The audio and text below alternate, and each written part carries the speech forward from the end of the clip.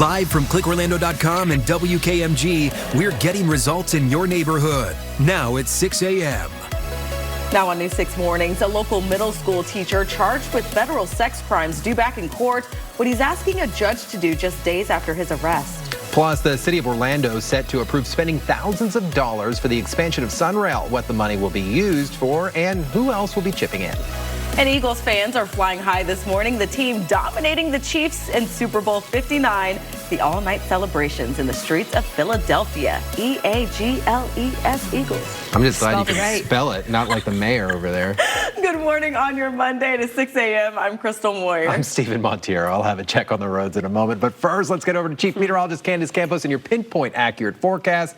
Candace, the fog's back. Yeah, I can't knock anyone's spelling because if you watch enough, you'll notice. Same here. There's plenty of spelling errors on my page. FOG, lots of fog in the forecast across Central Florida. She corrected herself. She did it. All right. I love the t-shirts. Oh, the t-shirts. You got to lean into it. When you make a mistake, you just got to lean into it. That's my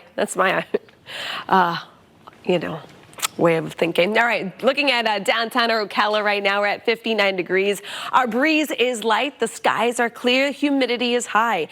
Welcome back, Central Florida. We're feeling like Florida again. Temperatures are going to continue to rebound back to nearing 80 degrees by about 3 o'clock. But we do have some dense fog advisories to talk about. Most of our inland locations are under that gray color here, indicating that dense fog advisory, as visibility at times could get down to about less than 1/4 mile. Now, with that being said, the more widespread concern right now still across our northwestern counties, Sumter, a big section of Marion County as well. But we are starting to see a little more of that patchy fog starting to develop across our southern and eastern communities right now. Although visibility, it's okay for now. Looking at the bus stop forecast after a foggy start, another round of some very warm temperatures, highs this afternoon, rebounding about 10 degrees above average. But the heating trend does not stop here. We're going to continue to climb back to almost near records. Come Thursday, we'll explain why coming up in just a little bit. Now let's check on those roadways with Trooper Steve. He's got your pinpoint traffic. Thank you, ma'am. All right, if you're headed out towards the attractions, we've talked about it a lot. It's going to be busy out there today, so please make sure you're paying attention. Mix that with the VIPs that will be out there and some good weather. 192 out on the west side, our tourist district of Osceola County.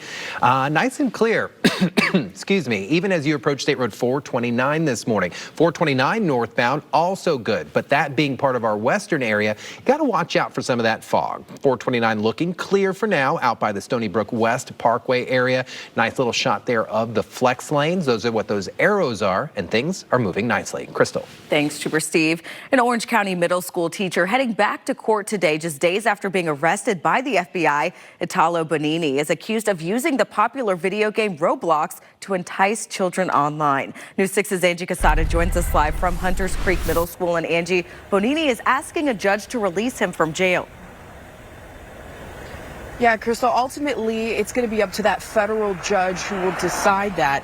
And teacher is actually facing some serious charges. He's accused of using the video game Roblox to get 2 8-year-olds to perform sexual acts on camera. Now, either way, though, the district says he won't be coming back here to Hunter Creek's Middle. Now back here live, I talked to several parents last week after Bonini's arrest who again raised some serious concerns about kids and online safety. Investigators say no one involved went to this school, but even if he is released, he won't be coming back. Reporting in Hunters Creek, Angie Casada, Getting Results, News 6. Angie, thanks. Right now, we're waiting for the Orange County Sheriff's Office to tell us the name of the man shot and killed by deputies over the weekend. It happened late Saturday night in a neighborhood along Castle Street near Calypso Drive. Deputies say when they arrived, they found 2 men fighting inside a home with one holding a knife. Investigators say that they tried to get the man to drop the knife several times and he refused. Then that's when he was shot. He was rushed to the hospital but died from his injuries. The deputies involved in the shooting have been placed on paid administrative leave, which is standard procedure. Thanks, Mark. Happening today, new tariffs from China on the United States are set to take effect. Now, that includes a 15% charge on U.S. coal and natural gas, along with a 10% for several other items, including crude oil. So it's all in response to the tariffs imposed by the United States last week. President Trump, though, isn't slowing down, saying he'll announce new tariffs this week on steel and aluminum. But if they are charging us 130% and we're charging them nothing, it's not going to stay that way. The new tariffs will apply to all countries, including Canada and Mexico. President Trump says it's all about leveling the playing field with countries he says have taken advantage of the United States for years. Critics, though, worry it could drive up prices. The Philadelphia Eagles are flying high this morning, stopping the Kansas City Chiefs from becoming the first NFL team to win 3 straight Super Bowls. In this game, it wasn't even close. The Eagles were up 34-0 before the Chiefs were even able to put any points on the board in the third quarter. Philly would go on to win 40-22. This was the Eagles' 5th Super Bowl appearance, but only their 2nd ever victory. And fans in Philly, boy, did they celebrate, taking to the streets by the thousands. The celebrations, by the way, moved to Disney World later on today. We'll have those details coming up later this hour. Turning back to our weather, a gorgeous shot of the moon captured by News 6 photojournalist James Goose Goslin, always giving us a good shot there. And Candace, while it looks clear in that shot, some places are still dealing with fog, but I tell you, when I was letting the dogs out at like 3 o'clock, I thought I left my patio lights on because it was so bright outside. It was pretty cool. Yeah, we just have about 2 more days before that moon is officially full.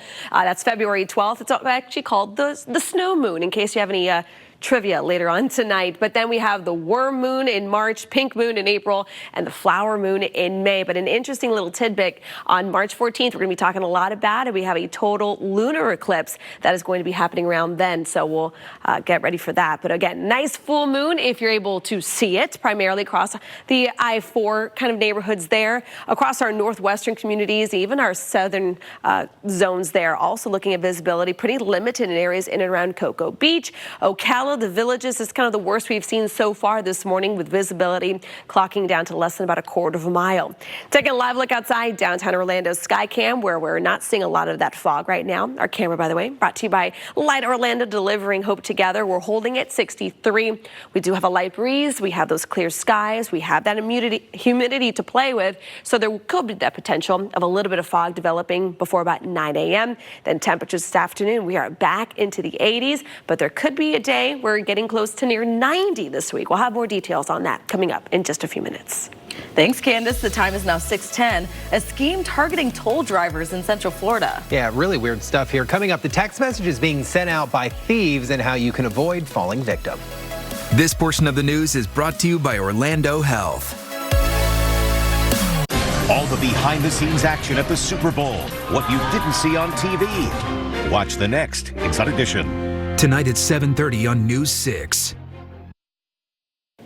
New this morning, we're digging into a growing scheme that's targeting folks right here in Central Florida. Yeah, it starts with a simple text that actually Crystal and I got this weekend, and it's claiming that you owe tolls. But as News 6 investigator Lewis Bolden explains, it's a trick designed to get your personal information. Here's this week's schemes and ripoffs. Look, at the end of the day, if you go through those tolls, they're going to scan your plate. You'll get something in the mail. They will not text you. Yes, don't fall for that. Well, on to a good story here. Dozens gathered in Volusia County over the weekend for a special celebration, 100 years in the making.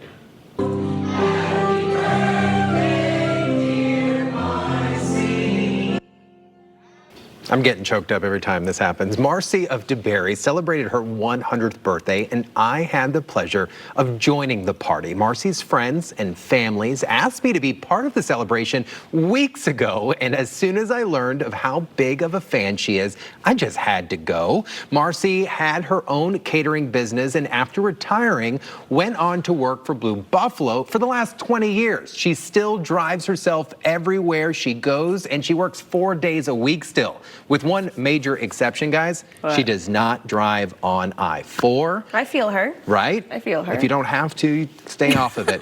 This was an absolute amazing thing to be a part of. Her energy is crazy. I was showing Crystal some videos. I sent you some pictures. She's got a personality on her. Oh, yes, she does. Marcy, we love you. I think I needed that maybe more than you did.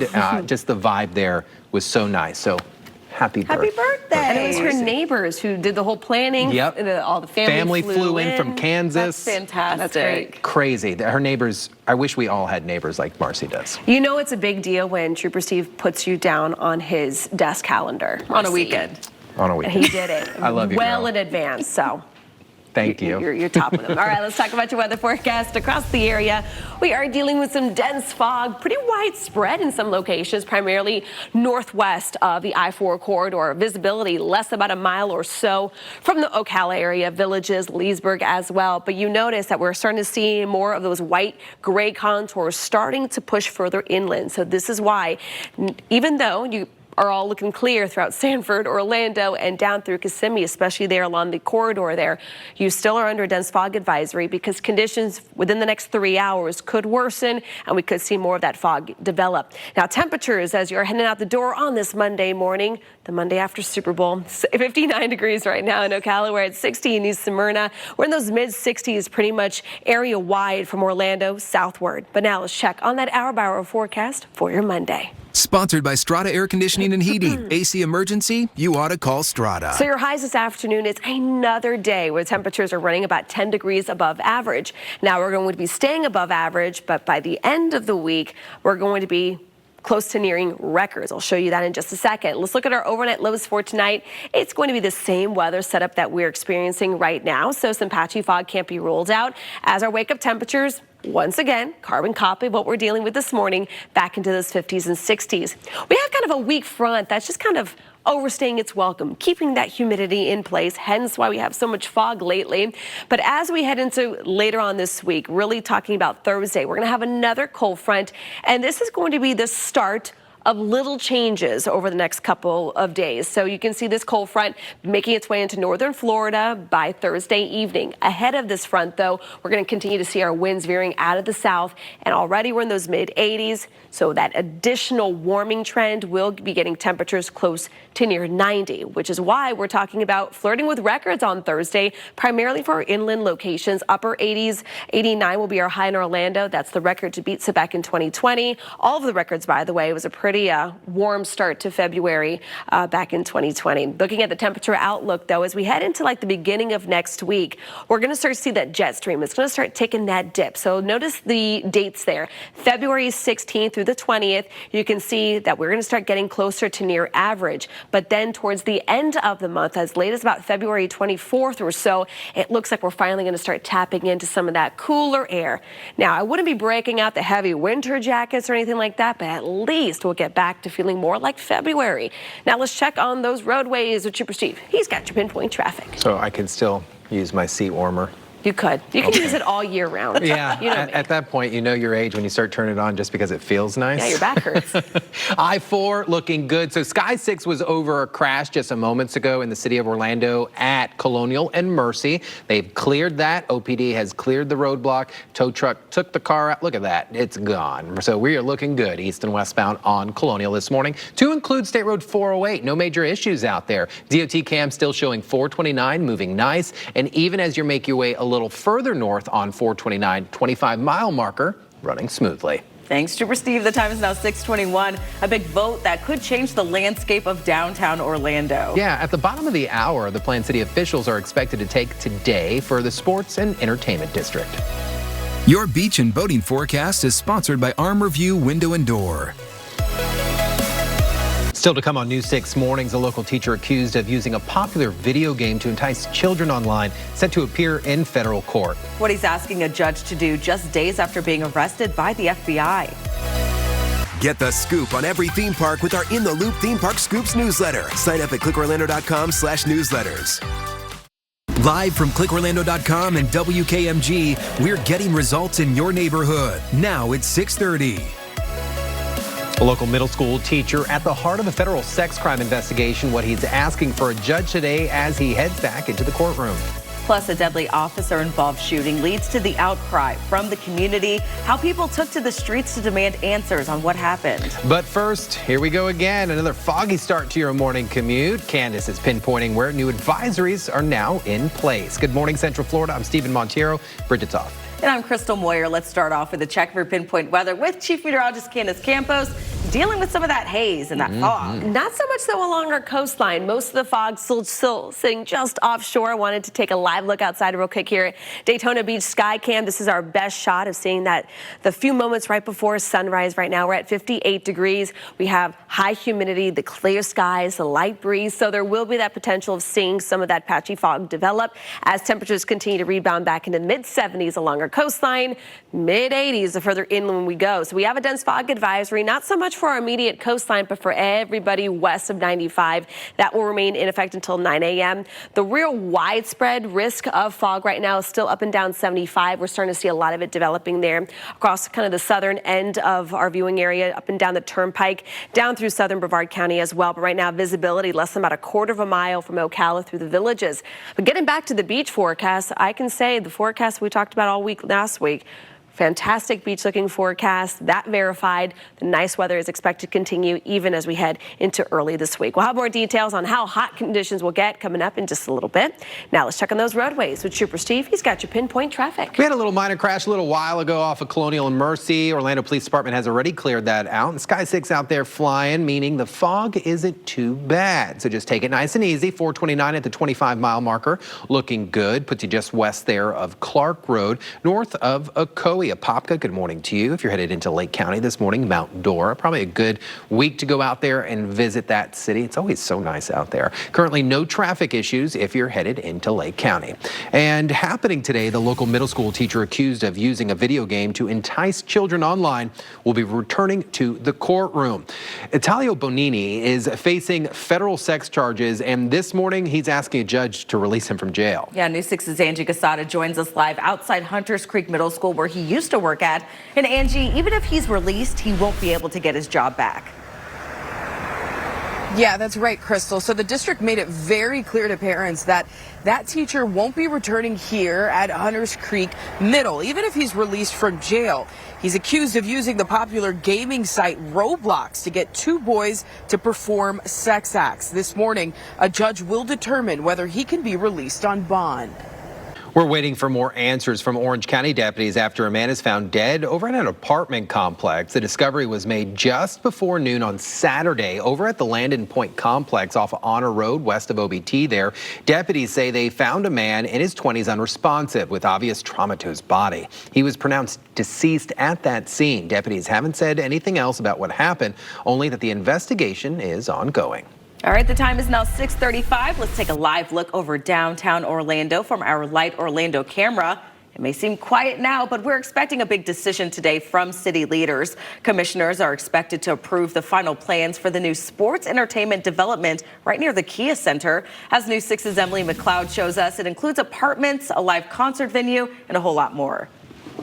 Meantime, we'll be checking with Orlando leaders today to see if there were issues over the weekend now that Orange Avenue is fully open. So for over a decade, certain streets in downtown have been shut down during weekend nights as people head to those bars and clubs. So Orange Avenue now, Central Boulevard and Pine Street will stay open Friday and Saturday nights. Keeping people on the sidewalks keeps it a little less crowded. And I guess congestion would help with like safety, so there's not like huge crowds of people just out in the streets. These street openings are a part of a series of changes the city made to cut down on the party atmosphere after the deadly Halloween shooting that killed 2 and injured 7 more. In case you hadn't heard, the Super Bowl was last night in New Orleans. If you didn't know. Yeah. And this morning, it's all smiles for fans of the Philadelphia Eagles. Why? Because they dominated in their face-off with Kansas City, winning the game 40-22 and denying those Chiefs their 3rd victory in a row. Right after the game, that iconic commercial, though, with Philly quarterback Jalen Hurts. You and the Philadelphia Eagles just won the Super Bowl. What are you going to do next? I'm going to Disney World. He's going to Disney World. He and thousands of his fans will be on hand for that parade. And if you want to be one of them, it's set for 2:30 this afternoon at the Magic Kingdom. And I'm hearing from some fans who have been there for those parades before, Candace. You got to get there early. You do. A lot of people there. Yeah, and you better not be wearing any red. So it's all All right, so just make sure that if you're walking, the worst is when you have tourists who are there and have no idea that is going on. At that same time, they're like, why is it so packed today? Well, there you go. Looking at your theme park forecast, of course, focusing on the Magic Kingdom today for obvious reasons. By about 1 o'clock, though, if you are planning on heading out to the parade later on today, it will be a bit on the warmer side. We'll be back into those low 80s. The good news is we don't have all that summertime humidity, so at least that 81 will actually feel like 81. Out the door right now, it is a mild start, upper 50s to low 60s, pretty much exactly how we've been waking up for the last week or so. Along with the mild temperatures comes another round of some dense patchy fog, very widespread across our northwestern zones. We are starting to see some of that fog starting to encroach on areas there of along I-4. We do have dense fog advisories for pretty much all of Central Florida until 9 a.m. We'll have more details on even hotter weather as we head closer towards Valentine's Day on Friday, coming up in just a bit. Now let's check on those roadways with Trooper Steve. He's got your pinpoint traffic. Sky 6 got the camera turned around, so they're headed to somewhere. I'm in the chat box right now trying to see where they are going. I'm hoping maybe here. We do have a crash at Narcoossee and Boggy Creek, causing north and southbound delays, heavier in the northbound side. So please be careful. This is over by our Lake Nona, St. Cloud, Osceola County area. I can't believe all those areas touch right here, but this gets super, super busy. They are actually headed in that area. They're just waiting for clearance from MCO. Now, today out on patrol, I'm going to be headed towards the new construction area at 46 and A and Reinhardt. A lot of new traffic patterns, new travel lanes. Join me at 10 a.m. And it's been over 1 week since a horrific midair crash out in D.C. Now, officials say all major pieces of that wreckage have been picked up. Coming up, what the NTSB is doing with them as they continue to investigate how that collision happened. Plus, an important deadline when it comes to President Trump's federal buyout offers, when it's set to go in front of a judge, and why the administration says it's only the first step. And the Super Bowl wasn't the only big game on last night. My favorite, a recap of this year's Puppy Bowl and how it's meant to help shelter pups find forever homes. Because of you, the insurance people decided that they're going to help. You did it. Channel 6 did it. And that I will say thank you. The National Transportation Safety Board says it's recovered all major wreckage from the deadly midair collision near Reagan National Airport. Crews have spent more than a week clearing debris from the Potomac River. Over the weekend, they released these images of the Black Hawk helicopter wreckage. And the crash happened late last month after a regional American Airlines jet collided with the Black Hawk. 67 people died. The NTSB is storing the wreckage at an airport facility so investigators can try to determine what led to the collision. The military says the Black Hawk helicopter was stationed at Fort Belvoir in Virginia. It was on a routine training mission when the collision occurred. One of the drivers arrested for a deadly wrong-way crash in Volusia County has been denied a new trial. 22-year-old Devin Perkins was found guilty of vehicular homicide after deputies say he was going 100 miles an hour on State Road 44 when a pickup truck hit his car head-on. Kyle Mosier, Ava Fellerman, and Alexandra Doolin, also known as TikTok influencer Allie Spice, died in that crash. Perkins was found guilty back in December. His new lawyers claim the defense provided to Perkins was ineffective and opened the door to prejudicial testimony.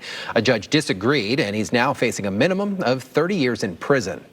President Trump's plan to offer buyouts to millions of federal workers is set to be in front of a federal judge today. An initial deadline to accept or decline the offer was pushed back last week after a lawsuit was filed by union workers.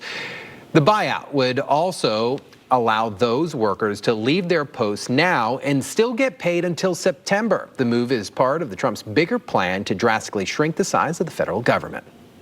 Well, even though all eyes were on the Super Bowl last night, at least the first half of it, there was another game taking place with some of the cutest athletes around. Take a look. We're talking about the annual Puppy Bowl, of course. Over 140 puppies from shelters across the country all competed for the coveted Most Valuable Pup title.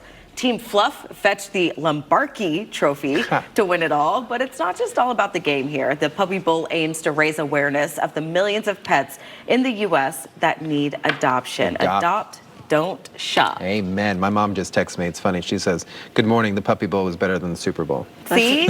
She knows. I'm a trooper said it. Same. I thought, but come on.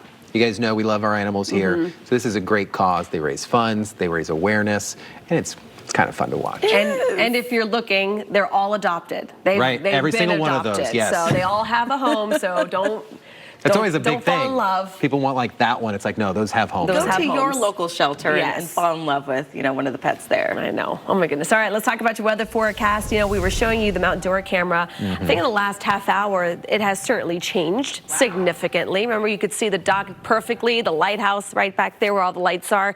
That is not the case right now. I just love this camera because you can see the little sticks and stuff that's up close, and then everything else behind it is kind of foggy out there. We're at 61 degrees. We've been talking about we have high humidity, a light breeze, and we have those clear skies. And the combination of those three is allowing for that fog to develop pretty quickly, at least very easily across parts of Central Florida. As of right now, you guys up and down the I-4 corridor, you're good, looking good. 10-mile visibility, we're looking clear.